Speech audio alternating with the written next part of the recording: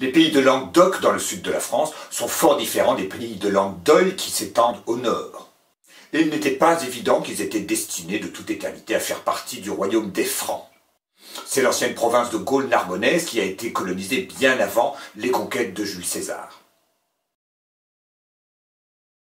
Et en Languedoc, au Xe siècle, se développa une hérésie qui en fait diffère tellement du christianisme, bien qu'elle s'inspire des mêmes livres sacrés, qu'elle est en fait presque une religion différente. Le centre de cette hérésie va être la ville d'Albi, c'est pourquoi on les appellera les Albigeois. Et selon eux, deux principes s'opposent, le principe du bien, qui est représenté par Dieu, et le principe du mal, qui est Satan. Et ces principes s'affrontent un peu comme dans la religion zoroastrienne, qui est celle de l'Empire perse, où un Dieu bon affronte les forces du mal. On retrouve le même genre de conception dans le manichéisme qui dit que les deux forces du bien et du mal s'affrontent. Et selon les Albigeois, c'est Satan et non pas Dieu qui a créé le monde, donc le monde est mauvais. Et il revient donc à l'homme de s'extraire de sa prison charnelle pour atteindre la pureté. On est loin du salut chrétien finalement. Et pour échapper à la chair, il faut s'astreindre à un ascétisme rigoureux auquel seuls quelques-uns, qu'on appelle les parfaits, peuvent parvenir. Il va sans dire que ces parfaits, qui se proclament eux-mêmes parfaits, exercent sur le reste de la population une certaine tyrannie.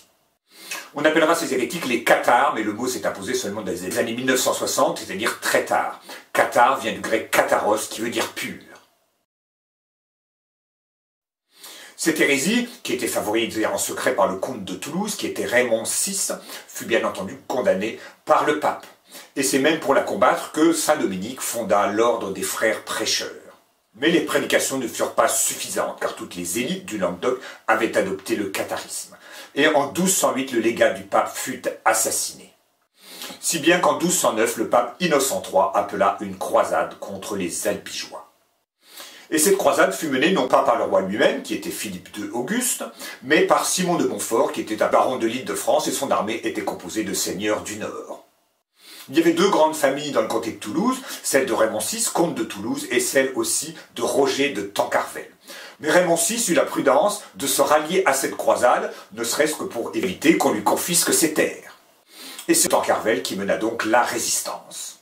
Et Simon de Montfort prit Béziers. Et c'est à cette occasion que fut prononcée, dit-on, la fameuse phrase « Tuez-les tous, Dieu reconnaîtra les siens », qui aurait été prononcée par le légat du pape, qui s'appelait Amalric et qui était aussi abbé de Cîteaux. En réalité, cette phrase est citée par un chroniqueur 11 ans après les faits. Et le chroniqueur dit même qu'il l'a entendu dire, mais qu'il ne sait même plus par qui.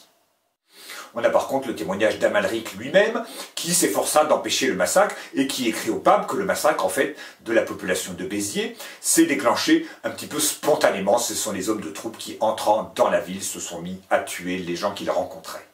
Et Amalric lui-même écrit au pape, pour le déplorer, qu'il y a eu 20 000 morts. Mais ce chiffre est en réalité très improbable, car la ville de Béziers ne comptait que 10 000 habitants. Et comme il y a toujours des gens qui parviennent à s'échapper, on ne voit pas très bien comment il y a eu 20 000 morts. En réalité, il y en a eu sans doute quelques centaines. Et après la prise de Béziers, Simon de Montfort prit Carcassonne, toujours en l'année 1209. Il se fit attribuer les territoires de Roger de Tancarville. Mais Simon de Montfort mourut sous les murs de Toulouse en 1218. Son fils hérita de ses biens, mais il fut incapable en réalité de les défendre.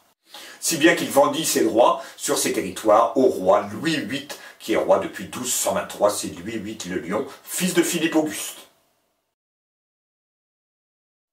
Désormais, on n'est plus entièrement dans la logique d'une croisade, mais dans une logique de conquête, ou en tout cas d'affermissement de l'autorité des rois capétiens, c'est-à-dire des Francs, sur le Languedoc, qui, autrefois, faisait partie des royaumes wisigothiques, comme l'Espagne. Et donc Louis VIII, qui se trouve en possession d'une partie des territoires du Languedoc, monta en 1223 une puissante expédition qui lui permit d'occuper la totalité du Languedoc sans combattre. Mais Louis VIII mourut en 1226, ce qui évita un nouveau siège à la ville de Toulouse. Et finalement, en 1229, c'est déjà sous le règne de Louis IX, Saint-Louis, sous la régence de Blanche de Castille, fut signé le traité de Meaux.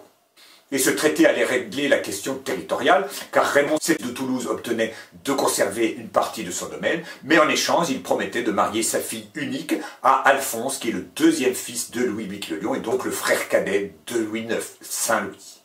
Donc la totalité du Languedoc était destinée à revenir aux Capétiens par héritage.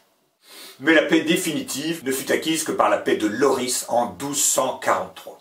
Mais il y eut encore à conquérir le château de Montségur.